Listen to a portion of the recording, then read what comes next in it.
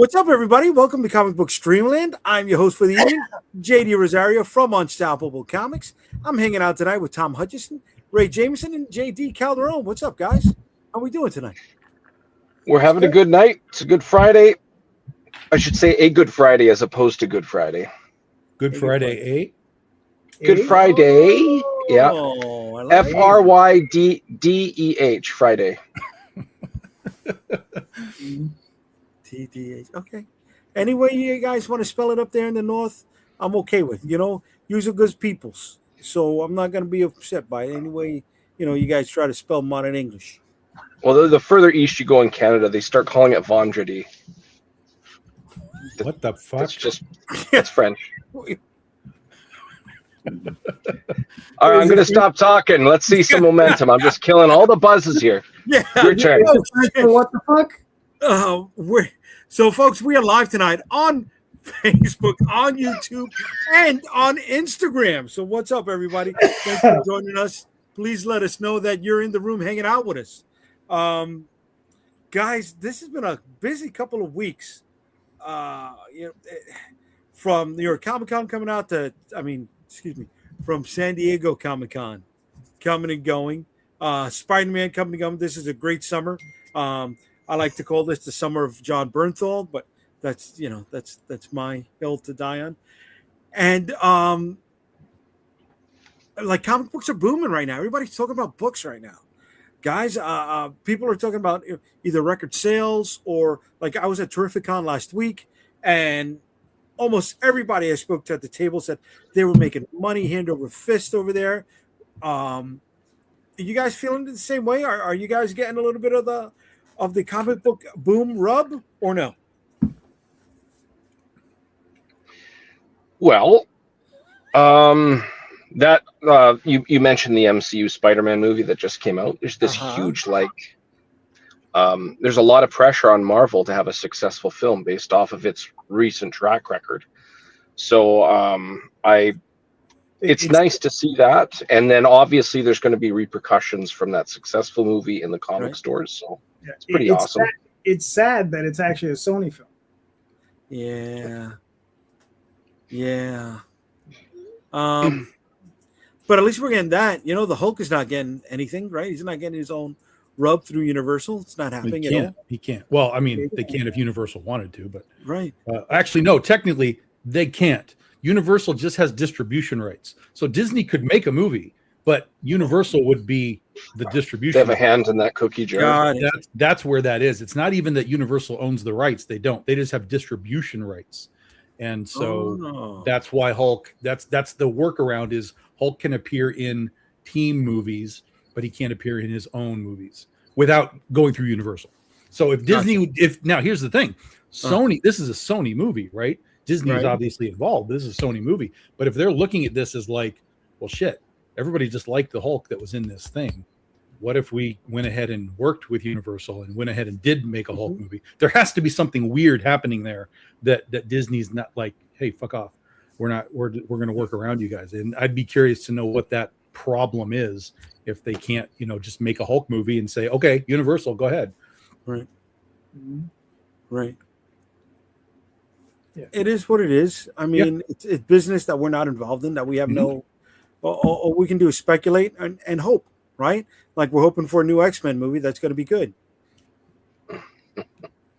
I hope for any movie to be good. Yeah. Any movie worth my hard-earned money better be good. I don't want to waste my money. I get that. Yeah. Oh, you do have kids, so right. That's true. Yeah. So it's got to be kid-friendly, or I have to stay up later and watch something, which is it's got to be worth my time and money, I guess is a better way to put it. Okay. Yeah. All right. Yeah, I get that too. So, guys, all right, with all this good stuff that's happening, do you feel like, I don't know, something is off? Sure. Yes. Yeah. There's something way off. And the thing is, I don't think it's off. I just think that we have been marginalized from the outset, and then we were again marginalized. We were okay. So when things first occurred with the direct market, we were marginalized, right? Mm-hmm. Marvel moved into that market and marginalized us, right? Meaning independent publishers, right? Okay. Then Diamond came in and won the distribution wars, and we were marginalized again, right? Even further out. And then Diamond went out of business, and when we thought we couldn't do any worse, here we are. Okay, but don't we own our own corner? Excuse me, maybe own is not the right word. Don't we thrive in our own corner of the crowdfunding market, where it's ultra direct to consumer? Well, the thing is I mean, when you say we thrive, there are some people that thrive. There's some people that do okay, right? And you know, there you go. Okay, right. I'm one of those people that I do okay. Do okay, yeah, yeah. You know, who's thriving? You know, the guy that owns his own lake. Oh yeah, there you go. Lake Hutchinson. Everything's fine. Everything's fine. You have to erect a manor. We'll call it Hutchinson Keep on Lake Hutchinson. There we go. It's a runoff of which one? Michigan? No. Ontario? No. We're way inland, so Huron? I'm not sure where it would come from. I'd have to look at a map and see where it directly comes from. I don't know. I hope it's Huron. That's the most overlooked lake. You know what I mean? That's the one people are always forgetting. Right? It's the perfect conversation for the internet. Which Great Lake? Yes. Top 5 Great Lakes. JD Top 5 Great Lakes. Oh, wait, there's only 5. I guarantee you there will be some people on this panel especially that won't be able to name all 5. That's true, because I'll be like the East River, the Hudson, the Verrazano Bridge. That's one, right? No. We would have to go to the reservoir in Central Park. Right, there you go. There's the Harlem River, the East River, the Hudson, right? Jamaica Bay, and the Long Island Sound. Those are the 5. Those are the 5 here in New York. Right? Yes, and just like that, we dropped from 19 people to 9 people watching. Right? I told you. Can't blame them. Play flowing water sound effect as we keep talking about it. We're supposed to be talking comic books. Yes, I'm so sorry. But there is the Great Lakes Avengers if we have to go there. Oh man. Yeah, that's Alpha Flight. We know that. That's up north. Not. Hey, no, Great Lakes Avengers is a real thing. Yeah. Legit. Yes. Pardon my ignorance. Yeah. Mr. Impossible, Doorman, Big Bertha. Oh my God, was it Songbird? No. No. What was the pterodactyl? The pink pterodactyl name?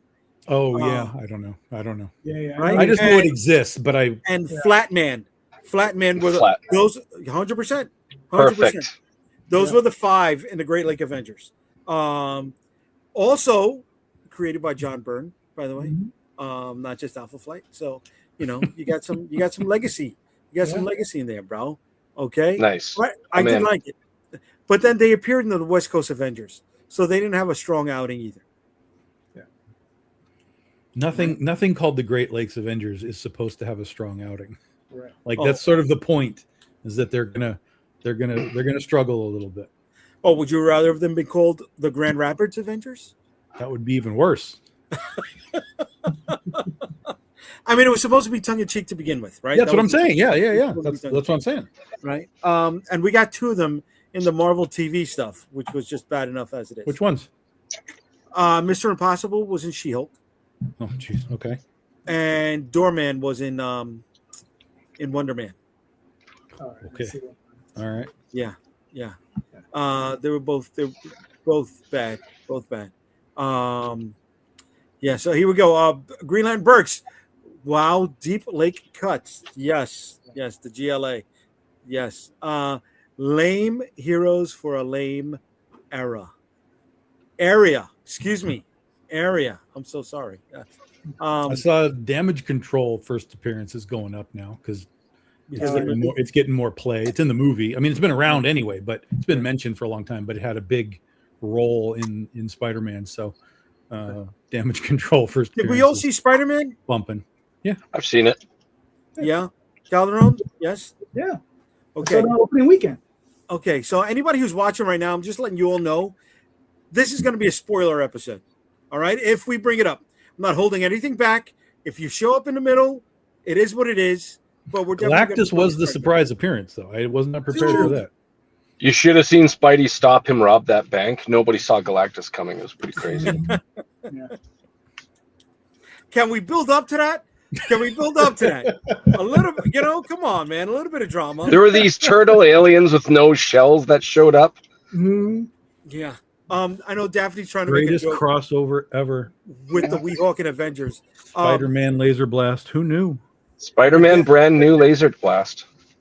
Well, they're gonna do what the Avengers. Well, they're gonna do Spider-Man and Luke Skywalker. Why not?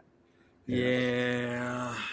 Yeah, Luke Skywalker sucks. We need those laser blast bounty hunters in there. Yeah. I there's some things just don't jive with each other. You know what I'm saying, man? Well, Like Luke Skywalker and Spider-Man. Sub them out for laser Yeah. blast. The stench of desperation is fierce. I don't sense that as desperation. I sense that as they see money. Like they Right. know that's just money in the bank. And it doesn't Oh, really matter what the insides are. Right. They can just put all their best artists on covers and just sell Right. an absolute mint of Captain America versus of course. Luke Skywalker's lightsaber. Mhm. Come on. Darth In place Vader of and Dr. Wolverine. Doom on the cover? Yeah. Come on, man. That's gonna sell, bro. Doom Invader, yeah. Yeah, and like I said, Oh, of course it's going to sell. Yeah, of course. it stinks of desperation because they can't make a good book, so they have to smash together two books that are good. They're gonna have fantastic covers for us. So. This is a toaster and it now has a clock on it. I want to run back to a comment that we've got over on Instagram. For those of you who know about StreamYard, the Instagram integration on the platform doesn't jive that well, so I won't be able to pull up the comments. But I want to say that Amina Mott says the marginalization is stemming from the fact that we provide a product that requires it to be read, thus not easily digestible and disposable, as going to see a movie or Netflix binge. It's an intellectual segregation. That's powerful, bud. Wow. Well, that's why I asked last week, like, how are we taking our IP to a larger audience than just the comic book world, And I told Marvin to have an Edge parade float, and he was like, "I'll do whatever I have to do, man." Right. I mean, that's a lot of money. Of course Right, it so is. Of how course do it we- is. But that's what is required for any of us to take another step up into the larger populace. Like we can all do Comic Cons, cost money. Right. We can all do ads if we want, cost Right. money. It all costs money. So it's just a matter of like, where do you want to say, I've got $2,000, where can I put it? Okay.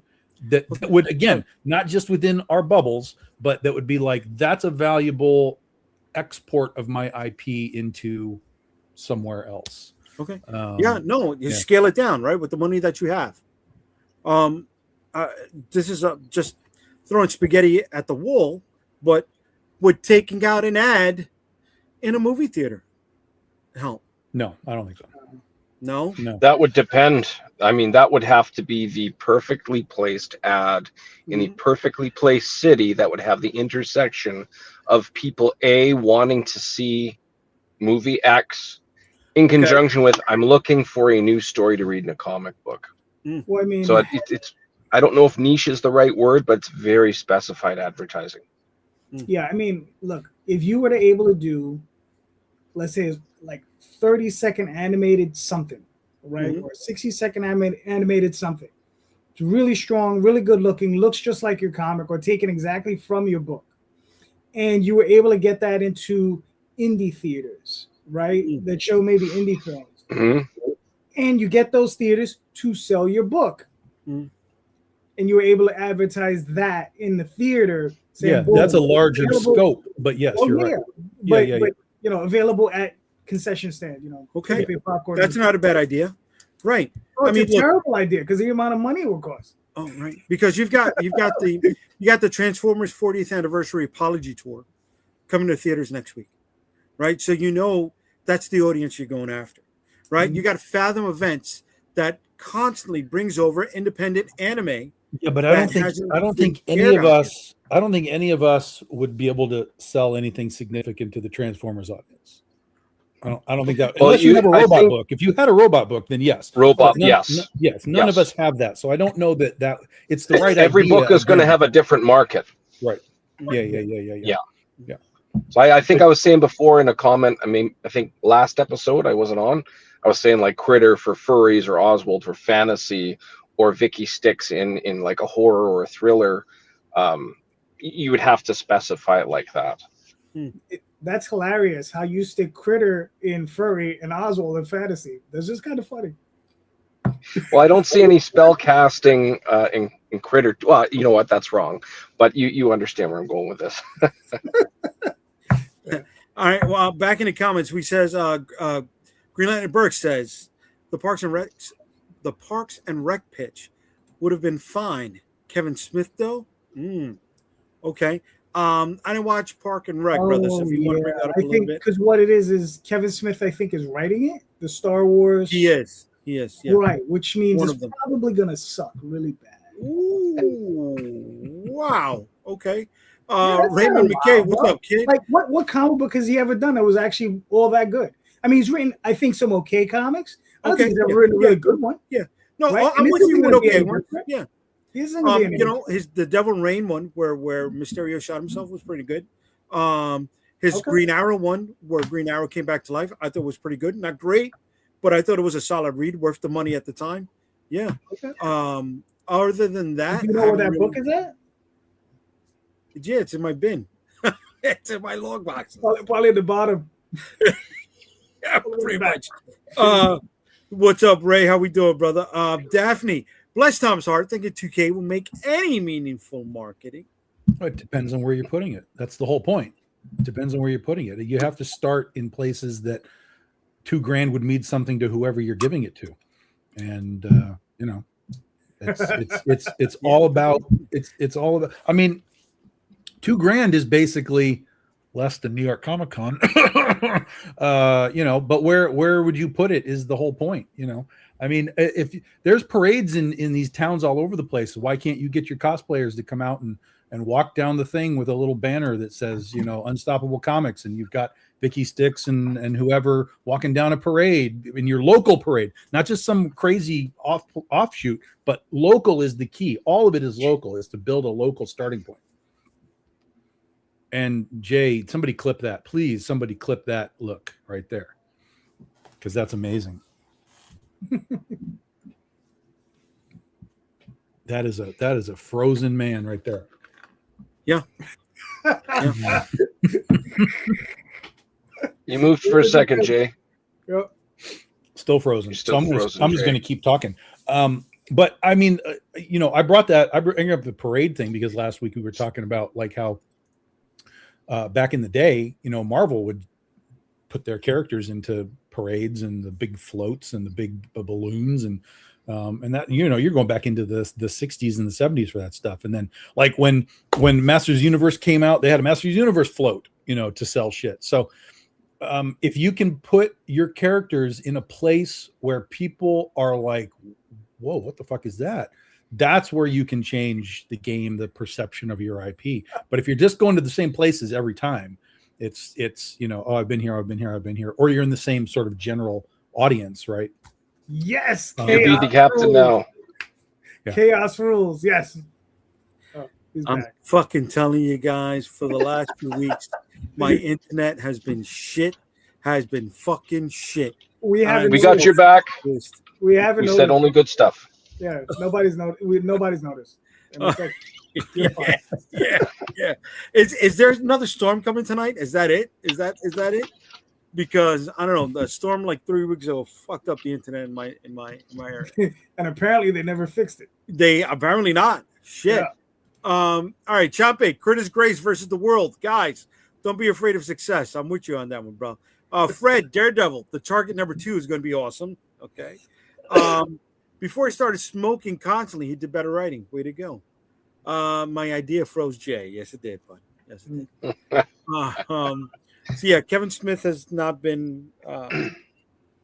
And don't get me wrong, I like some of his work. There's at least 3 movies of his that I enjoy. At least 3. Okay. Yeah. I like Jay and Silent Bob. No. I like the Mallrats. No. I liked Dogma. Tusk. Not gonna happen, bro. I'm Piece of sorry. shit. Trash. Trash. I like how vitriol came out of you for that. No, not gonna Yeah, happen. but even Kevin admits that that's trash. Like he will tell you that he makes terrible movies. Like that, he'll tell you that. So he knows he's not out here making Oscar things. He's just out here having fun and doing what he wants to do with the people he wants to do it with. Yeah. And that's what we should all be doing. Yeah. Yeah. Right. Tom, before we signed on, you were talking about some of your ideas, right? I That we was? can do in scale. I was. Yeah, you were. I forgot them all then. You were talking about some of your crossover covers, things that yeah. we can do to promote the independent comic book market, right? It's all well, because here's the thing. It's like the template for a lot of this stuff exists when you look into the industry and you see who's doing what with who and why. And there are bubbles and cliques, and sometimes it's within just publishers themselves that they just do it that way. But because all of indie comics is sort of its own clique, I mean, there's still bubbles and stuff within that as well, but there's really not a reason that we can't all kind of band together and use the template of, for example, the crossover covers, like when they did the Darkness Invincible crossover covers and stuff like that. Okay. And they're doing it again right now with like Witchblade. Witchblade is doing team up covers and stuff. That's like the simplest thing that could possibly be done is just all of us doing some crossover covers that promote another book. And then simultaneously, so it would be Critter and Oswald, right? I would do one, and then Calderon would do one. So you have that dual, whoever's buying is going to see it both ways, that kind of stuff. And that's just marketing and marketing and sales combined. So stuff like that is just how we as basically the bottom tier of making comics, how we can, again, just put our stuff in front of eyeballs that may not have seen it before. Okay, I like that. But the template is there, just like Daphne's template over here. To sponsor a float at a gay pride parade starts at $850. Good luck, gentlemen. So for $2,000, you could get a pretty nice float. This is what I'm saying. What I'm saying? Hey, Yep. Whatever floats your boat. That's it. I'm not looking sideways at my friends in the LGBT community. You guys want to float? You guys want to sponsor? You wanted to promote my stuff? I'm up there waving the flag with you. I got your back, baby. But right now the template is there. That's a great idea. Crossover stuff, crossover covers, right? People have always talked about how, I put ads for other people's stuff in my book. I'm like, listen, let me tell you something. I will never look at that ad. If I see an ad in a book, I'm not looking at your ad, right? The only sort of exception to that is like the stuff that goes into comic book stores, and that's like its purpose is like, hey, we're advertising some things. I'm like, okay, let me see what's going on. But if I'm reading a comic book and I come across an ad, I'm not noticing. But if I'm looking at your Kickstarter or like what you have at your Comic-Con or whatever, and I'm like, oh, that's Oswald and fucking Invincible on that cover, I know what that is, then that's a different sort of engagement that I think, the higher you could kind of creep up that level, the better it would be for you. I mean, like, look at stuff like now this is a little more in depth because this is legitimate crossovers, but like Polito and Mendoza did Zombie Tramp Lady Death crossover, right? Like cool. Pure book was a crossover. And then Mendoza did that with Tim Seeley and Hackslash, right? And now Hackslash just did a crossover with somebody else. So like, if you were to be like, hey, Tim Seeley, could we do like a cover with Cassie Hack and my character? That's probably something that they'd be open to doing. And then that lifts you up into, now you've crossed over with something from Image Comics, even though it's not like in heavy publication circulation. It's something that people understand, and they'd be like, you got Cassie Hack on a cover? That's awesome. So yeah. Well, all right, let me ask this then, Calderon. Let me bring it to the next level. What about not just crossover covers, but cameo appearances in other people's books?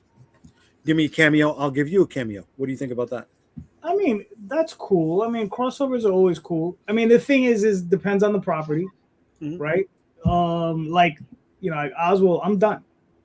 You know what I mean? Like, the story's done. I'm not stuffing anybody's character in my book just to have them in there. You know, but I've done things, or various of my artists have done things like put them in the background. Okay. You know what I mean? You know, we've done stuff like that. In Tenchi Muyo, Dreamweavers appears in the background. So, you know, you can do stuff like that. But, you know, then there's purposeful crossovers, and that's a whole other story. So, you know, and that would be, you know, fun to do as well. So, what do you think about the cameo appearances, Ray?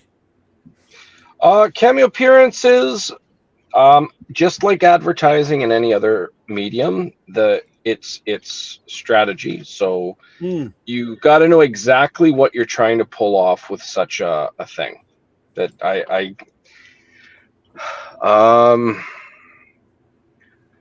I guess the best example, as already pointed out, Image or Marvel and Invincible, rather. So Spider-Man, Invincible, and McFarlane drew it, I believe, if that's correct. That cover. Yes. Am I remembering that correctly? Yeah. That, I mean, very smart in that respect. So you just have to understand exactly what outcome you're aiming for before you attempt to pull off something like that, rather. Okay. So, Tom, let me ask you, bro. If you're looking at it from a strategy standpoint, what angle are you coming at the strategy from? A financial angle or a high bandwidth angle? Bandwidth. It has to be bandwidth. That has to be the goal. The first goal, anyway. I mean, you could have a monetary goal as well, but the bandwidth is the whole point. You know, if it's Critter and Oswald crossing over, the whole point is Critter people get to see Oswald and Oswald people get to see Critter. That's the whole point. And then you hope that both of those groups of people are like, fuck yeah, this is cool. Let's you know, give me more of either of these characters. So yeah, I mean, that's literally, I mean, just think back to the 90s. Everybody was crossing over with everybody. Even Marvel was like, yeah, go ahead, we'll cross over with Image, you know, that kind of stuff. Witchblade and Wolverine, that kind of stuff. Yeah, the whole Devil's Reign thing. So you know, Image and Valiant were teaming up. I mean, it's just the thing that you did. Vampirella and Shadowhawk. There was a Vampirella. Tom, you asked for that. Yeah, I think Tom missed it. I saw it. I got it. There was a Vampirella Wetworks. I mean, like, just crazy stuff. So the whole point is take a thing that has an audience, take a thing that has a different audience, and put them together and hope that you can grow both audiences. Grow the bandwidth. Unfortunately, guys, I got to go. Okay, Ray. Thanks for hanging on. Thanks for having me on. I'll talk to you guys later. Just bring your kids on. Yeah, man. Bring them on. They're at a gymnastics birthday party. That's like the weirdest thing. Like, my middle child would take over this show. She's like a mix between Betty Boop and Ernest Borgnine. Like, you don't want to deal with that. Betty Borgnine. I love Airwolf. It's wild. I'll find a picture and send it to you guys later. You'll see right away. Anyways, I gotta go. Bye for now. Take care, Ray. All right. So, good. Now we can talk about Ray. All right. Coming from the bandwidth angle, Calderon, right? Something like Savage Dragon is always, not always. I remember him in a lot of cameos for other books. Yeah. War of the Independents, Invincible, a few other things. I think if you talk to him, you know, I think he'd probably be really cool about it. The only problem with is the way he is now. Like, if I stuck him with Magi's Grace, or Tom stuck him with Critter, you know, you probably want to have Savage Dragon having sex with them. You know, the book's gotten a little strange. Now, I haven't read it in a long time. I just, you know, occasionally see these things and hear these words, and I'm just like, oh, you know, interesting. And the one thing I got to say is I'm really happy for the guy because he's doing what he wants to do. Yeah. Okay. You know, in the end, he's doing what he wants to do. God bless him for it. You know, and he's about to hit 300 issues. Yeah. Way to be. I love that, man. You know, that's a milestone, right? I mean, 300. The longest I've ever got on anyone is 8. I mean, I've got a lot of books, but the longest anyone ran was 8. But that's a lot more than a lot of people. Right. A lot of people don't even make it past issue 3. Right. So let me look at the Instagram comments again. People don't make it past 1, guys. Yeah. Right. Thank you, Jesse. Thank you, Lucas Nathan Art, for joining us over on Instagram as well. Here we go. Amin says niche marketing is the lifeline for IP growth and expansion. Example: book cons, OzCon, strip joint comic book tie-ins, stuff like that. What do you think about that, guys? Yeah, there was a time I thought about when I lived in LA still. It was easy to get to Vegas. There was a time I was going to go into Vegas and basically be like, look, I'll put your bar in my book if you would put my book in your bar, or, you know, whatever it was, to put it somewhere that is completely outside the norm of places. But then we ended up moving to the Midwest, and I it's much harder to get out there now. So, but right. I've always had sort of weird, product placement, shit like that. That's all real stuff. You know, its effect is, like Ray was saying, its effect is varying based on the strategy and how it's done and the execution of it. But it's all real stuff. And the more in your face about it is, that's why the cover is such a great, perfect thing, because you can't really not see it. Doesn't mean they're going to buy it, but they can't not see it. If they're scrolling through a Kickstarter, they're like, oh, I know that cover. Oh, what's this? What's this? You know, this is interesting. This is not what I expected to see. They might scroll past, but they've seen it. And then the people that are engaged are like, oh, that's Rosario's character. That's fucking crazy. I'll buy that. And then hopefully they read the book, and then they're into the book. So to keep going with that, Calderon, if you had the $2,000, do you use those $2,000 within your niche or outside of it? I mean, it depends what I'm looking to do. I mean, if we're just talking about advertising, like there are other websites that cater to different types of niche markets, right? Mm-hmm. So Daphne recently discovered one. She's experimenting with it now. It's the sort of thing that Oswald fits into, so we're going to probably put that in there at some point just to see how that rolls. But in the end, I mean, it depends. Like I said, it depends. And the thing is, not that expensive, like $100 for a month worth of advertising or whatever. Mm-hmm. It's a small website, you know. But you know, if you were going to ask me, let's say if I had $2,000 and I could say, all right, Tom, fuck it, let's do that Critter Oswald crossover. I'll do one, you do one. I would take that $2,000 and invest it in putting together that book. Okay. So the book is the advertisement, guys. Sure, of course it is. Yeah, of course it is. Yeah. Okay. Yeah. Okay. Because in the end, I mean, we can plaster it all over the place, but if you have, you know, the best thing to do is put out a good book, you know, because that, no matter what, you can hand to people, send them PDF files, no matter what happens, that's always going to speak for you. You know, if you got a good book, period, you just hand it out, you know? And I mean, you know, like, I just, you know, the last convention I did like 2 months ago, whatever, what I did was I seeded that crowd for next year, hopefully. Mm-hmm. So I gave away a lot of free books. Remember the stuff that we were involved in? I gave away a lot of those books, a lot of Oswald #1s. I had 3,000 of them, so I was giving them away. Mm-hmm. So that hopefully people will read it and they'll come back next year and they'll be like, I need more of this. I want more of this. I gotta have more of this. Right. Okay. That's, you know. Okay. I like that.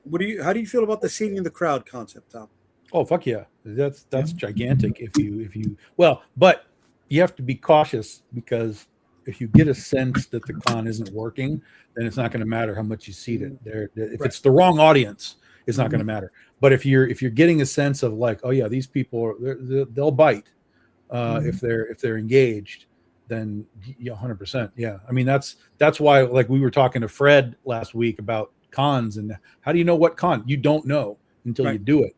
But once you do it, you'll have a sense like, oh yeah, I want to be back here next year because I think I can grow this. Or you'll be like, this was a complete face flop. I'm out. I'm gonna take my money to a different con. But if you get any sense of like, I can build, then yeah, the seeding is gigantic, and you can pop back in and grow a little bit every time you come back to the con. Yeah, I like that. I like that. How early into a con? How early into a new con do you guys make the decision? Hey, I'm coming back to this again. Friday at noon. I know everything I need to know by Friday at noon. What about I'm you? not even joking. I'm not even joking. Yeah, I know what Tom's talking about too. I mean, I would give it probably.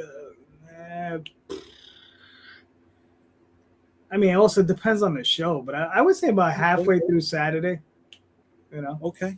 You know, just to give it a fair shot, because I've been to shows Yeah. where Friday was a dud, right? Like everybody's at work, nobody showed up, or it's raining, whatever. Then you come in Saturday and it's gangbusters, or it can be dead on Saturdays and then you kill it on Sunday, right? Right. I've done all of those. A lot of people at Terrificon that I spoke to said, "Man, they had hit on Friday." Mhm. So that was really good. I'm really happy for them. And tables varied in prices. One guy had this great gimmick, and I try to mention it. I don't know if it got through while I was in traffic on Sunday night on your show, Jose. But one of the guys, I don't know if you guys know Johnny C out of Boston, really cool dude. His horror book takes place in a coffee shop. So what does he do at Terrificon? He sets up a coffee stand. Right. Yes, you did. And he's selling coffee with the comic. Well, and that's part of what we're talking about with that $2,000, right? If you're like, I have $2,000, how do I set myself apart at Comic-Con? What can I do with $2,000 to create a setup that is an undeniable setup that people, even if they don't know who you are, what you're doing, they're like, yo, what is this this thing? So, you know, he had actors, comic book creators that he never spoke to ever before coming up to his booth before they set up in theirs. That was not just the money he was making, but the networking connections he was making at the same time was amazing. Amazing. And, that's the thing. When you're setting up something crazy, people are going to watch you. Yeah. And they'll be like, yo, who's that? What is he doing? Yeah. Why? What? Especially if it's at a smaller show. Yeah. And somebody's going big in a small show. Yeah. You can't not look at it. Well, Terrificon is a nice mid-sized show, right? Somewhere between 30 to 50. They had big names there.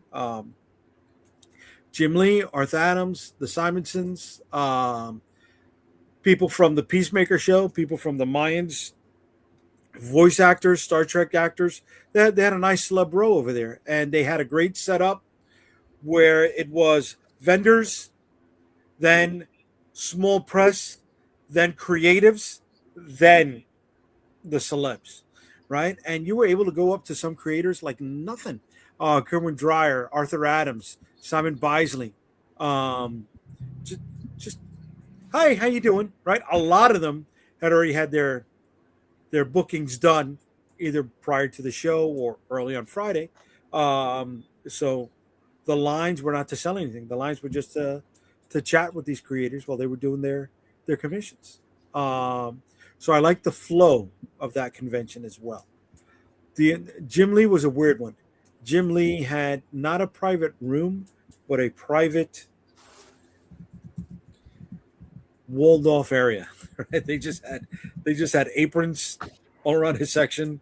It was maybe a 20 by 20, and you couldn't see what was going on in there at all. All you know was there was a sign, Jim Lee.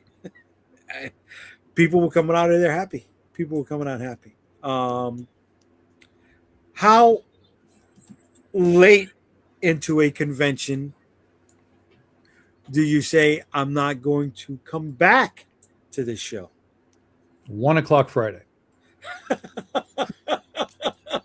I usually hold off to the last day, but it's sometimes easy to declare it Saturday morning. Yeah. It's easy to declare it on Saturday morning. It really will tell you quite a bit about any show. Yeah, that's true. If that opening rush is a trickle. That's Right. it. Well, but It's not a rush. it depends on where it's going, right?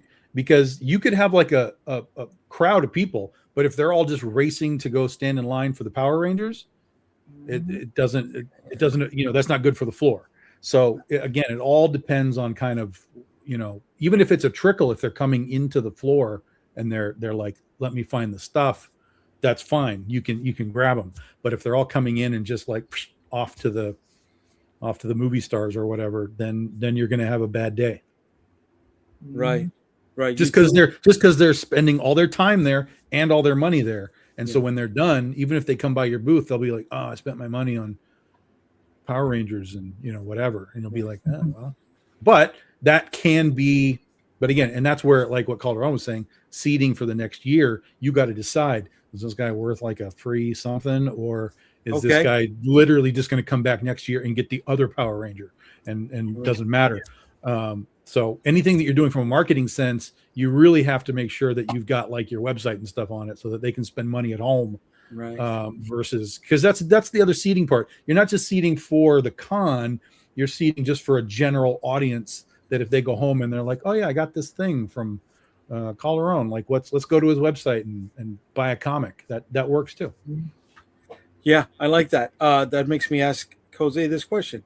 How do you get the money from a convention goer before they spend it on the Power Ranger? I mean, I'll be honest, I'm a terrible salesman, right? I mean, I've never really been good at it. But once in a while, I come up with a gimmick, and I've told you guys this before. I had a comic book where I would print my first day as a digest size book, right? They would cost me like 50 cents to produce, right? And I would sell them for $1. And I would tell everybody, I would be like, listen, book is $1. If you don't like it, bring it back. I'll give you a full money back refund. No problem. Okay. Just give it back to me in the condition I gave it to you. I will be more than happy to refund the $1. And I've only ever had one instance where I had to refund the $1. And I was to this young kid, and that's because he needed the $1 to complete the $10 to buy like the actual book. Oh, okay. All right. So Tom, how do you get the convention goer to get to spend their money on you before they spend it on that Power Ranger? I'm probably a worse marketer and salesman than Calderon is. Really? Yeah. For me, it's not even about the sale. It's about, okay, if these fools are going to go stand in line for 3 hours for somebody, I want something in their hand. And so I'll be like, hey, here's a book. Fine. Because I whenever I do stuff, I've got damages and stuff. I can just pile up stacks of damaged books and be like, here's a book. And so that way, hopefully, if they're standing in line or if they're eating lunch or something at the con, they'll be like, hey, we got a comic book from that guy. And they'll look at it and hopefully swing back. But again, that might be a home seeding moment where they're like, we'll do something at home because we've spent all our money on the Power Ranger. I don't think you can get money out of somebody when their goal is already set. It's like, we're going there to meet this guy and get a signature and get a picture with him and whatever. Like, if that's what they're there for, that is what they're going to do first. And then anything else is going to be secondary. So I don't believe you can really fight that off. Okay. All right. Going back to the comments over here, we got Oswald joins the Storm Chasers. What a cameo from Chompe. Yeah. There we go. They need a new magician on the team. A magic wielder. Here we go. Jay always undervalues his achievement. Not many get to the level all of you have gotten to. Okay. Thank you. Brenda Portillo. Hello. What's up? How we doing? William, as soon as Tom has to pay people to move his stuff to set up, that's a no for Tom. That's correct. All right. So if a show is dead, guys, you know it's dead. Start working. Yeah. Get your notepads out. Get your laptop out. Okay. Do some work. Or if there's people that you like on the floor, the work is go get your FaceTime. Go get your like, hey, I like your work, or whatever, and get your time in that way. Okay. Yeah. I mean, there are a lot of different ways to take care of it. If the show, what we used to refer to as a creep show. So if we were in a creep show, it's time for me to, typically I'm there with Daphne or one of my other friends. We just sit down and talk, right? Or I'll go out, like Tom said, and just find, you just introduce yourself to other creators and you just start bullshitting. You find the cool ones on the floor. Okay. How many of your collaborators have come from a creep show, guys? What do you mean? Like he said, you walk the floor, you find people that you want to work with. Oh. Well, no, I don't ever work with anybody I meet. So I've had a few. Okay. I've in fact the new critter artist who's going to be coming up to debut his time with us for Monroe Comic Con in September. I met him in Texas, and I think actually that's not true. I think I knew him online, but then when I went to Texas, he happened to be there, and then we met. And so I've known him for a few years, and I was like, "Do you want to take the book?" He was like, "Yeah, let's go." So nice. But there have been some people where I've run into them and I'm like, "Oh, that's good. Let's do some stuff." Asher B comes to mind immediately. She does some really, really great, amazing work. Most people know her from doing sort of our black light style Penny for Your Soul covers. But she's amazing.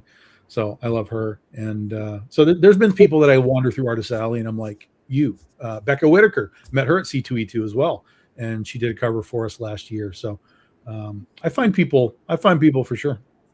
Okay. Sorry, I've just noticed the screen makes me look like I have a big forehead. No, I think that's the forehead that does that. Right. I can't say anything. I have the same problem. But so does Tom. We all have this issue.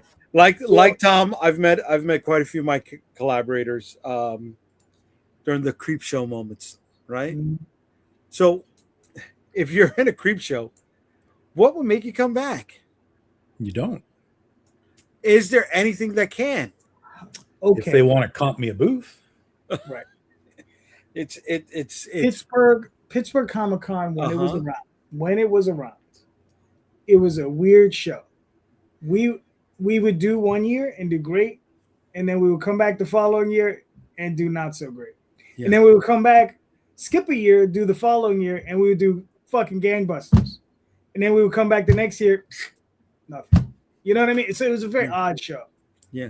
So yeah, it just but and I'll tell you this: there's I learned this a few years ago. It's kind of changed a little bit now, but a lot of some of the big names, like J. Scott Campbell, for example, they would purposefully skip a year at cons every year. So like they would do Colorado and then they'd skip it and then they'd come back the following year. So it was on purpose that they had that gap so that they were essentially building up the, when's he coming back? And that kind of thing. Yeah. Right. So, there is value in going back to the same show over and over again because you can build an audience there.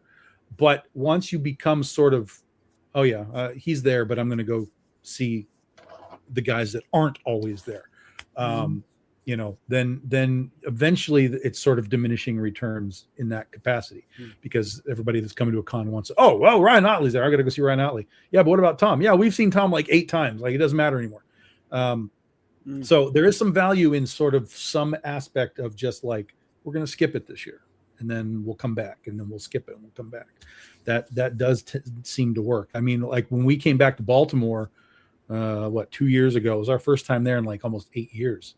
And it was really big. What was crazy was people that thought we were out of business were like, "Oh, you're back." I'm like, "Well, we're back here, but we never stopped. I mean, look at all the crap that we have." And they were like, "Oh my God, I didn't even know you were still making books anymore," because we weren't in Diamond, we weren't in comic book stores, so they assumed we were gone.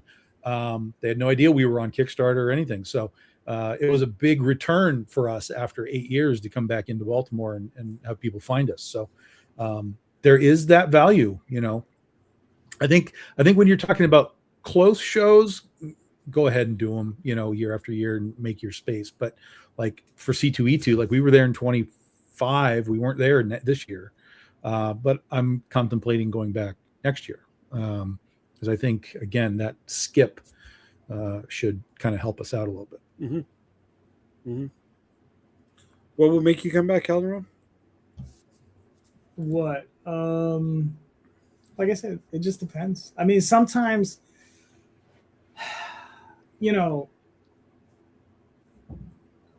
like my sister lived up in New Hampshire for a while, and we would just go up there. It was like a dual thing. I would go see my mother, my sister, and then we would go to a show. And so, even if the show wasn't that great, it really didn't matter. I got to see my mother and I got to see my sister. You know what I mean? So, sometimes it's worth it just for that.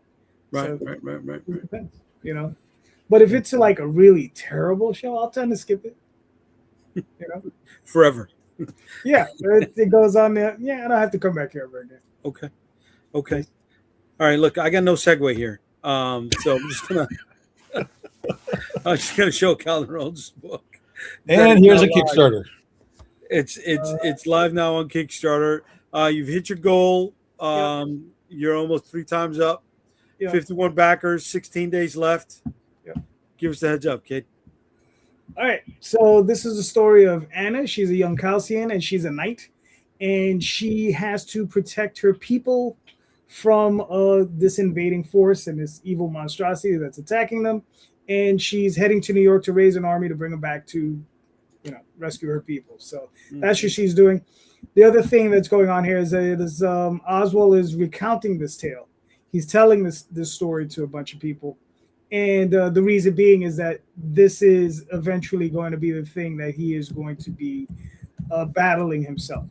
So that's where it ties in. I love some of those covers, man. They're banging. What is this? Is it a basilisk? No. Something along those lines? No, it's just a big, giant snake. It's a snake dude. Yeah. Snake dude. Exactly. A snake dude. Okay. That's his real name is Snake Dude. Yeah. Right? Is it the same one or are they different ones? No, that's a different one. Okay. So these have riders. Okay. And the thing that cracks me up about this story is, you see Jade's art style. It's a little cartoony, right? Yeah. But it's just how violent the little knight is. Yeah, she runs around the book for all 4 issues, murking people like it's nothing. She's stabbing dudes in the neck and just moving on. That's how you do it, baby. Stab and you move. That's it. Not stick and move, just stab and move. Stab and move. There you go. And there she is. Right. This is a banging cover right there. Oh yeah. I like that. Her as Death Dealer. Yeah. That's my favorite cover right there. This one here. Yeah, that one. I really like that one. Okay. Yeah. And this is, I guess, your A cover? Yeah. Okay. Well, no. Well, yeah, those 2 of the A covers, issue 1 and 2. Well, issue 3 and 4, excuse me. Gotcha. Yeah. 3 and 4. Okay. Yeah. All right. Yeah, that's the thing. I try to offer 2 books at the same time. So. Right. So at least people get a break on shipping. It's not always issue 1, issue 2. So. All right. So the link for that book is going to be in the comments. Check it out, folks, when you get a chance. He's got 60 more days left on it. Yep. 64 days left. Is that what you just said? 16 more. 16. Oh, 16 more. That's much better. That's much better. It is. I don't know. I don't even think I can survive that. Guys, we got a special pop in. I want to make this as a very important moment for us. All right. We got some good looking kids. This Tom Holland? I guess want to Tom say Holland what's up. What? Here we go.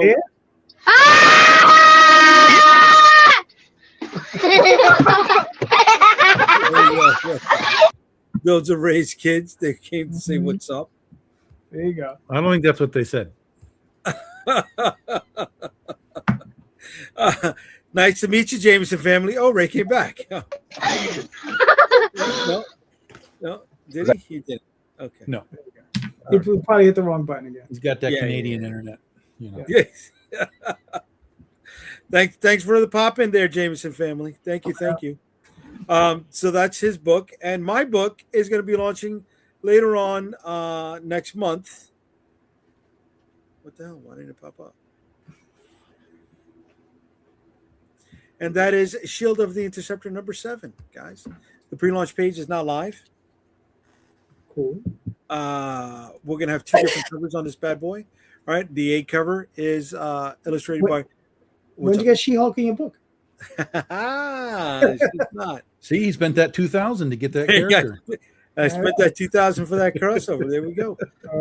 Although I like Disney was like, "Yes, we got that $2,000." Yeah, I like your B cover. The B cover, yeah, okay. We'll get that's going to be spotlighted in a moment. But we're going to be going live next month with this baby. I just want to make sure I've got my last 2 campaigns fulfilled. The cover for the the illustrator for the A cover is Narcelio Sousa, and the colorist is Elena De Napoli. Excuse me. Wait a second. Is what's that up? Savage Dragon and Drag? That is Savage Dragon and Savage You did the Drag. crossover. I did it. Savage Dragon. There you go. Yeah, she's been in the series for the last 3 issues. So she's made a place. She's made the cover. It's a really nice cover. It looks great. Yeah. It looks fucking great. I love it. I love it. And it's going to be 24 pages, full color. It's a fantasy action adventure. It's going to be available in both print and digital. It's written by me, illustrated by Andres Barrero, colored by Champe, with cover by, again, Narcelio Sousa. And then the B cover, illustrated and colored by Raphael Sam. I love it also. Damn, man, it's so cool. It's so cool. I love the chibi kid stuff. It works. It works to stand alone. And then besides that, I've got a gift for all returning backers and for people who are watching on Comic Book Streamland. So if you've ever supported a Kickstarter campaign for one of my books, doesn't matter which one it was, you come back, you're going to get this free Prism cover, this free holofoil Prism card added to your reward at no extra charge. And I'm taking the homage to the magazines to the next level there, Tom. And I'm making it as if Comic Book Streamland was a magazine. So those are going to be my theme for the returning backer cards on every campaign that I do. And the link for this is going to be in the comments, guys. Cool. Yeah, here we go. All right. Burke says, "Oh, don't tell me I'm not here anymore." You're there. Oh, okay. All right, I'm trying to pull up the. Here we go. All right, Burke says, "Oh, snap! A new issue of the Interceptor." Yes, sir. She's coming through. I just want to make sure that the last 2 campaigns were fulfilled before I launch. I'm just waiting for the books to come in for the printers on both of those. So you're not going to show what I shared? Oh, I'm sorry. I didn't notice it. My fault. Mea culpa. Mea culpa. Here we go. All right, Tom. Let us know, baby. Since Jay was so distressed that I don't have a starting page yet for that, we'll show you the primary cover. This will be launching a week from tomorrow, Saturday the 22nd. All of the previous Oz campaigns for this year are all fulfilled and done and in people's mailboxes. This will be a double-sized issue, 27-28, so it'll be a 40-page issue. New series artist Dani Hadi Wijaya is here with Sean Lee. So that's what the book looks like on the inside too, guys. That's not just cover art. That's our series artist as well. So I know that guy. Yeah. He's doing a great job, and Sean's doing a great job, and we'll have sample pages on the campaign as well. And but yeah, we'll at least give a little debut of what is to come here for you tonight. Yeah. Good. Way to be. I'm glad. Donnie's great. I use Donnie as well on my book, The Dead Princess Vicky Sticks, which is going to be the final release of 2026 for me, guys. Yeah, we got Jump. Oh, when I'm sharing the screen, I can't pull up comments. Okay, here we go. So when is this going to go live, Tom? A week from tomorrow. Way to be, buddy. 22nd. Way to be. Way to be. Champe says the chibi artist rocks. Yes, he does, man. He's going to be doing quite a few things with me. Not just chibi stuff. Oh, did I say that part out loud? How far into 27 are you guys working right now? He is on page. Jesus, I don't know. He's into the teens for sure. Okay. Something like that. Yeah. No, not just on that stuff, but yeah. For both of you guys, how far are you guys into the stuff that you're going to be releasing? Oh, 27 the year, 2027. Yeah. I already have the Critterverse anthology about 2/3 done. So there's about 10 pages that are underway, so it won't take long. Critter 27 or 26 rather for January is underway. It'll be done probably in September, so it'll be finished. So we're going to have the book in hand by the time we launch the book in January. Because we'll just, once it's done, I'm just printing the motherfucker. I'm just going to have them. Yeah. So we're pretty deep. Okay. How far are you, Calderon? You're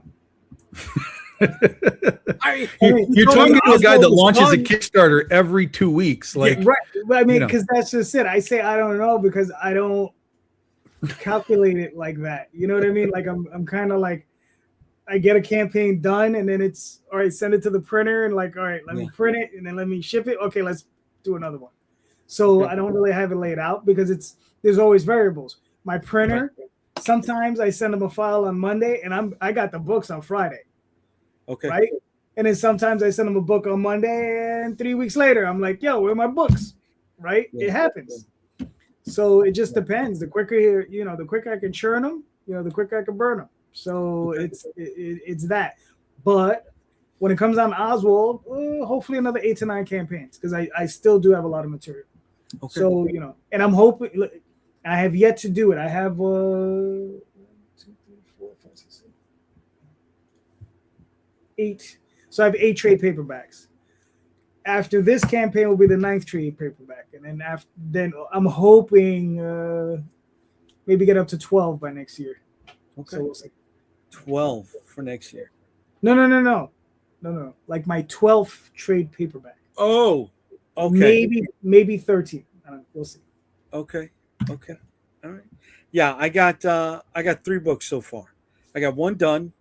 Mm-hmm. I got 1 almost done. And I got the 3rd one that he's going to get the script as soon as he turns in the last pages for one of the other ones. So I'm good right now until the summer. If one every other month, right? Depending on when I launch. I don't know if I'm going to launch in January or in February. Oh, here, Jay, may I ask a question? Yeah. So I have a bit of a conundrum, right? Mm-hmm. So here's a weird one.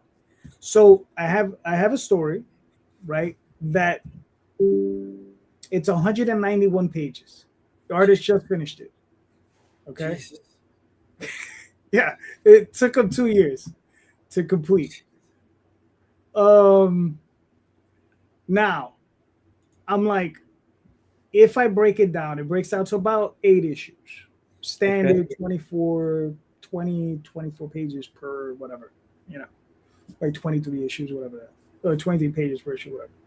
Now I'm thinking, instead of producing them as like that, I produce them as 4 48-page books. Yes, that's the correct answer. Okay, that's what I was wondering. All right. Why is that the correct answer? Faster storytelling turnaround. Mm-hmm. If you're doing 8 issues, it just takes that much longer to do all the campaigns. Mm-hmm. And if it's done anyway, you're better off giving them like a just a thicker book, more content basically for the campaign. They're just happy. You're like, oh look, we got like a big ass book. Like this is good. Right. Yeah, 100%. I would do it that way. Right. And then the other question. Well, no. Okay, I wouldn't do it. Okay, why wouldn't you do it? I would go single issues, right? Because it gives me. I'm not thinking about the consumer. Excuse me. I'm thinking about myself, right? Okay. And it gives me more time to promote stuff. Right, it gives me more bullets in the chamber to fire. Mm-hmm. Yeah, but Calderon already has 38 campaigns to do. Yes, something for like him, that. Yes, for him, yes. But if it was me, right, I'd spread it out. It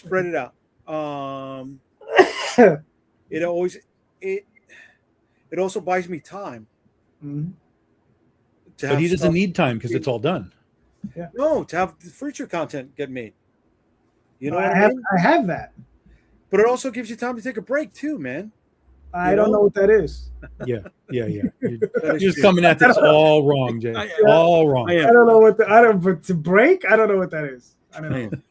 I'm thinking it. Yeah, I'm thinking at it from a. Well, I'll be honest with you. One of my considerations was when I sat down and thought about it. I was like, well, I could do 8 issues, or I could do 4 issues. Yeah. Now, what's the difference there? I would be buying 8 more covers. Yeah. Okay. Which would run me. And you'd be printing more books. Right. Be right back, you guys. Know, it's just to me it's go tight. Yeah. Go tight. I and that's what I've done with my books. We were originally doing like 7 issues of the book or whatever, and just running it. But then I was like, it just takes too long to get through the story.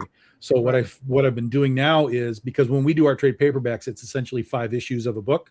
Mm-hmm. So we'll put out the first issue. So like for Critter next year, 26 will be normal, like 20-page book.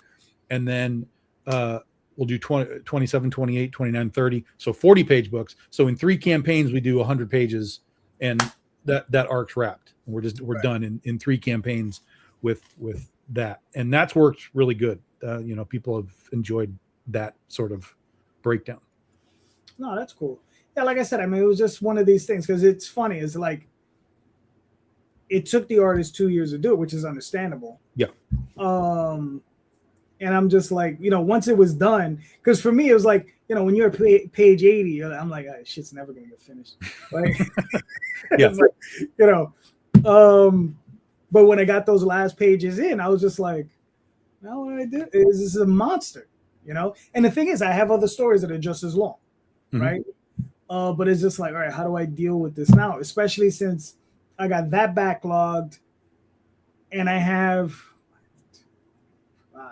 Why not just produce it as an original graphic novel and just say, here's content? I need the revenue from the individual campaigns to carry it over. So yeah, that's all that is. I just need the revenue just to be able to continue to pay the artist to continue to do it as well. So it's. It's funny. It's called a loss lead, but I don't lose anything. I just make money. So here's the opposite side to that, and maybe we're just in different markets for this stuff. But like I've been talking about this shark book for a while that keeps getting pushed back, and I want to release it as an original graphic novel. Like that's my I want to do it that way. But when I do the OGN, at the same time, I'm going to offer singles. So let's say it's the equivalent of 6 issues. Right. Here's the whole book. Just get the book. Get it. We'll have a soft cover. We'll have a hard cover. Go get the book. But the floppy collectors and the art collectors will also have a 1 through 6 floppy set that they can buy that will only be available during the campaign. So that if they're floppy guys, go get your floppies. There it is, right there. So we're so in my brain, it's sort of in a way kind of the best of both worlds, where you can sell to whoever because you have all the options available, and then you have your floppies for those guys, and that's sort of your extra money maker in that regard, type of thing. Right. So that's what we're kind of looking at trying out once that book gets back into production. And because are you going to do the multiple covers for each issue? we will probably just do one cover per. We'll just do like a set of floppies, but they will all be. But it'll literally be like we will print however many are ordered. So if we get ordered for 75 sets, that's all that will ever exist. Yeah, it's all that'll exist.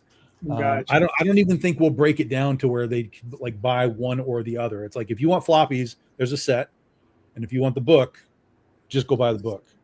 Right. That's what's in my head right now, and that might change when we actually get to where the book is finished. But that's kind of what I'm thinking would make sense and help. And we might do like a fancy some aspect of a fancy foil for one of them or something. Again, just like you said, the revenue, right? But I really am curious to see what the response is for a 100+ page just OGN where I can be like, plap, there it is. It's on the table now. Listen, I wish I could do it. I wish I could do it. I wish I could do it. But it will require me to have 400 backers per campaign and that sort of thing. Then I would have. Yeah, I mean, you do have to look at it beyond the money. It's if like just to pick Oswald, if you're getting 150, I don't know how many you get, but if you're getting 150 backers per campaign, for example, you're probably only going to get that many for the book, theoretically. Right. So it would be.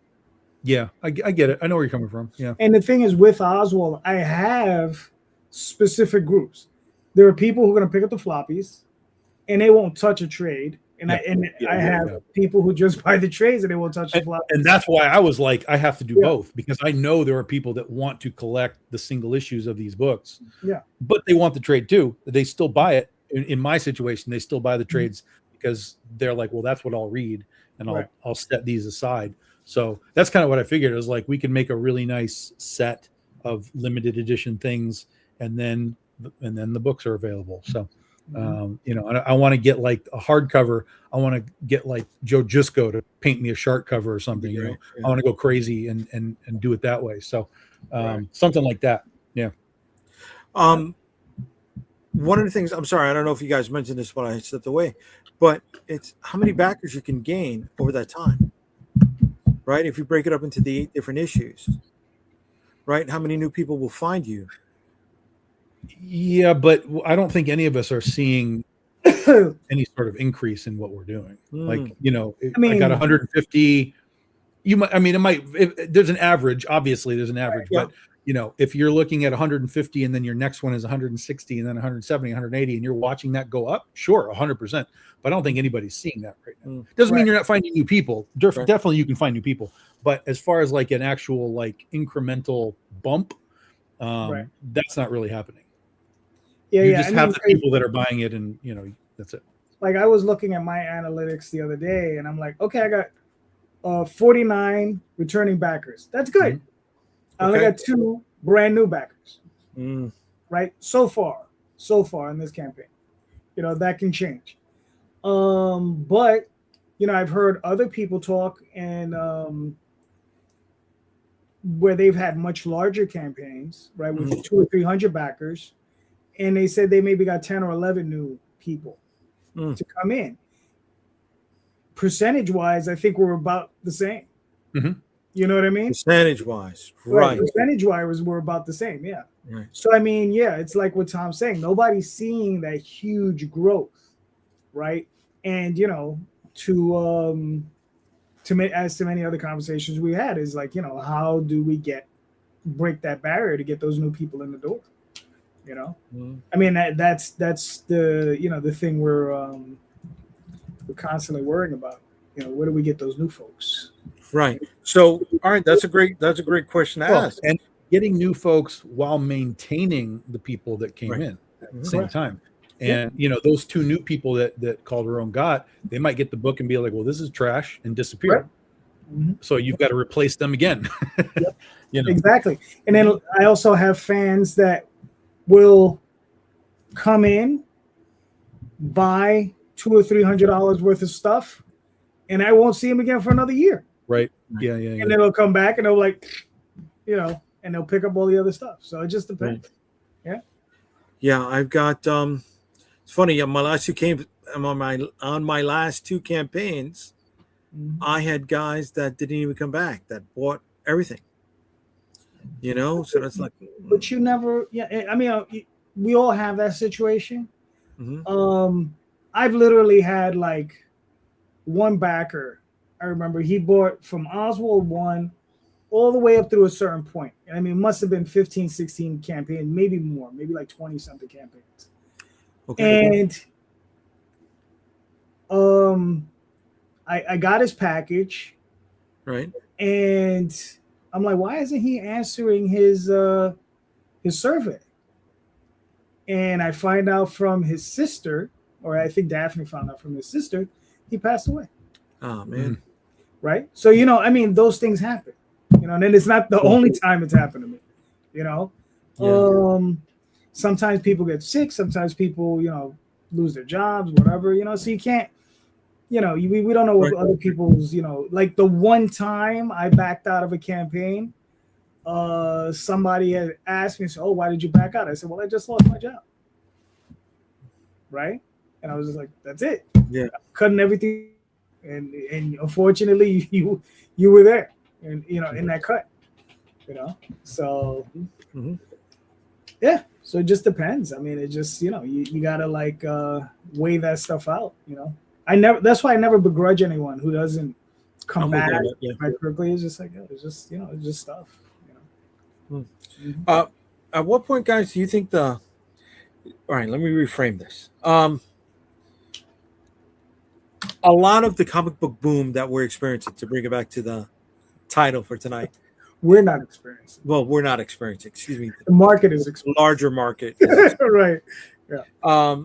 Has been identified as coming from that group of Raina Telgemeier and Dogman fans that have aged up, right? And they've entered the market. At what point do you think they get fed up with the market and start to come over and find us? How do we grab them? All right. See, here's the problem. Yeah. Right? No. Here's the problem, because there is going to be bleed through, right? There is going to be bleed through, but here's the fucking problem: is there was a time when there were more indie books on the shelves, right? And so you would walk through and see more of them. And you're like, what is this? What is this? And then you're like, screw it. Let me try that. And let me try that. But since there's so fewer, right? People have less of those opportunities, right? And it has a lot to do with there are fewer stores. There are fewer stores buying indies. And, you know, just the difficulty for us to get in. I mean, like I said, I want to get into the market.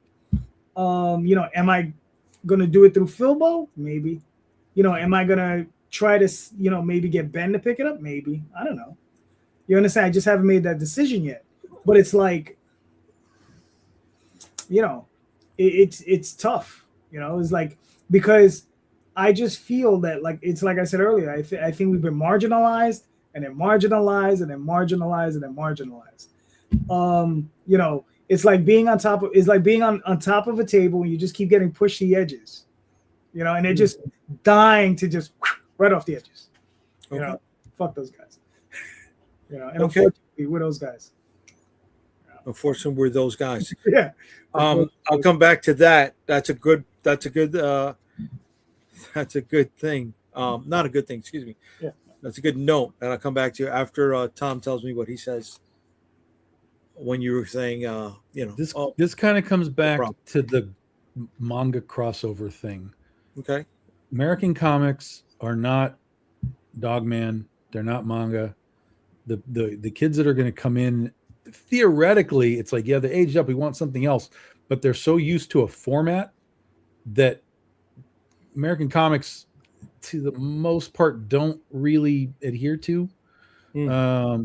So while they may find their way into some odd stuff that doesn't sort of conform to like Marvel and DC, they might find their way to some weird stuff.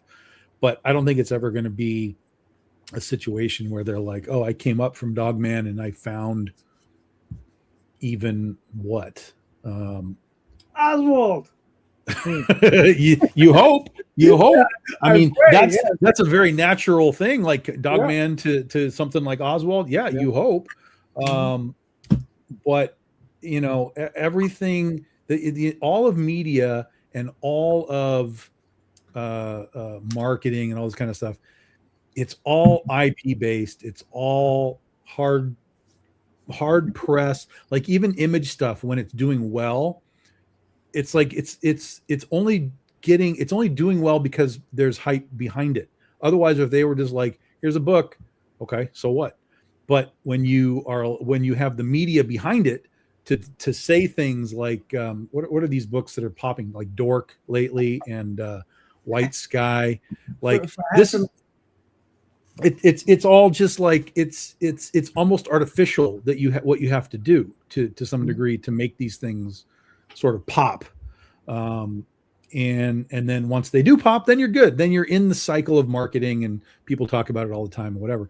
But you kind of have to figure out a way to sort of artificially pop your IP in a way that will, you know, make other people talk about you.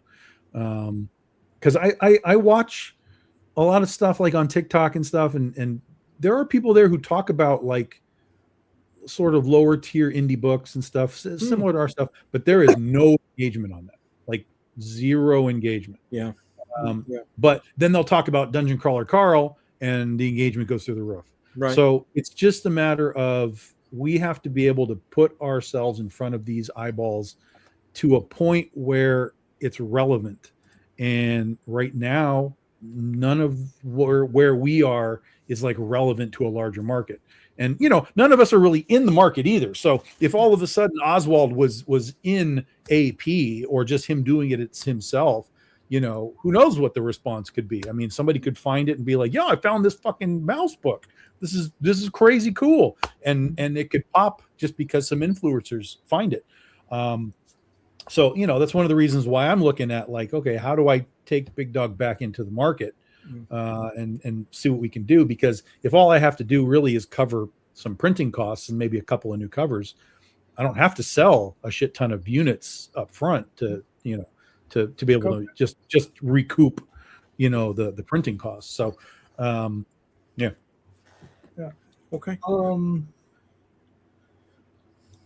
Damn it, I had a thought and I lost it. Okay, so all right, while you try to find that thought, I want to capitalize on the last thing you said, right? And ties into me speaking to a couple of people at Terrificon, and they said that other indie guys were not fulfilling their orders to stores, which was ruining it for so many of us.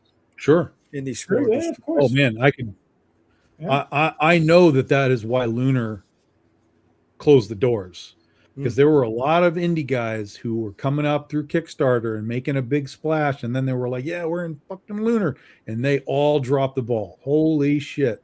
Is there a list of people who dropped the ball? And most of those guys are gone now. But because Lunar had that bad taste, I remember they got really hardcore about their like shipping on time. And I remember because AP used to be notoriously late all the time, and now they are not because Lunar is like unacceptable, be on time. And so now that's kind of shaped their ship up, which is good. It's helping them because the books are on time when people are expecting them. So yeah, I know that was part of the reason why Lunar was like, okay, slow it down with these guys. Yeah, and I mean with Lunar, like, you know, being the offshoot from DCBS, right? So I buy my books from DCBS, right? And they're discounted 30, 40%, whatever the number is. But I pay for that in advance. It's not like a pull list at a store where you're not putting. I pay for my books in advance, so it behooves them to hold those publishers, put their feet to the fire, and say, "Listen, give me those books because my clients have already paid." Right. And if I wanted to be a bitch, I'd be like, "Yo, this book's taking 9 months. Fuck you. Give me back my money. Right. And they already ordered the book. They'll refund me because I've had it happen where I've seen a book just take it. It was like, dude, this thing has been on this list for like a year and a half. Take it off. Give me back my money. They refund me. But if that publisher ships and they get the book, they eat it. Right. And the other thing that I found interesting is like, I go to Midtown Comics, right? The outlet that's over here by me. And, I pick up all these indie books, like, the dollar bins and all that jazz. But they also sell complete sets, right? And they'll have complete sets of like these random series I've never heard of. From like, I don't know, Mad Cave or pick any one of these. Some of them could be Dark Horse, Boom, whatever. And they'll have like issues 1 through 4, 1 through 5, $5, $6. And then there'll be like a 25% off sale. And I'll pick them up for, it'll be like $3 for the set or whatever. So I'll pick up a few of these, right? And I'll kick back and I'll read them. And like I'm reading one now that I've never heard of. The artwork's nice. And the story is actually fun. Okay. And I'm like, what a shame that this book never saw more traction. You understand? Because there is nothing to promote it. Right? Their own publisher couldn't promote it. And I believe it was Mad Cave. And Mad Cave's a reasonably, you know what? They come up with some solid stories, man. Yeah. I've picked up a new book this week. I haven't read it yet. Just based on the Mad Cave logo, because I've picked up quite a few good ones from them. Right. And that's what I'm saying. I mean, the book is good. And I'm like, I would have never have known of it if I didn't find it as a $5 set at the Midtown outlet. You know what I mean? And I'm like, how many books there's probably like 2,000 of each of these things printed, maybe 3,000 of each printed, Yeah. And I'm like, it's one of the things that kills me is that when I go to places like Midtown and I'm going through all this stuff and I hate putting it like this. I see all of these dead dreams, right? I flip through and I'm like, I pick up these random indie books and I'm like, ooh, and they look interesting and some of them look cool. And you're like, it's just, another dispossessed, another of the dispossessed. And it's just like, you pull them out and it's like these weird artifacts, that you're pulling out. And I just think it's a shame that there is no place. That's why I'm going to mention this. DM Ray is coming out with his new show where he's going to be reviewing books. Yeah. And I think it's important for us as a community to try to review books, right? Because that's the only gauge that people have to say whether or not you have a good book, right?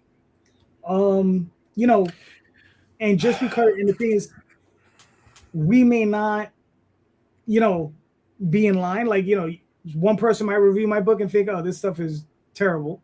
And I might have another group of people who review and be like, oh, this is great, right? Because one person might not be into the whole mouse thing and the other person might be really cool with it. Same thing, with whatever, you might be doing a superhero comic. One person might love superheroes, another person might hate superheroes. You know what I mean? And then you have the, people who like the slice of life comics, right? So it just all depends. But I do feel we do need a space where books are reviewed because I don't think enough of them are, But that's my opinion. Yeah. Okay. And they're reviewing one of my books first, so. I gotta be honest with you. I didn't tell DM this, but it is an honor for him to ask me to be first. All right, way to be. Tom, what did you think about that?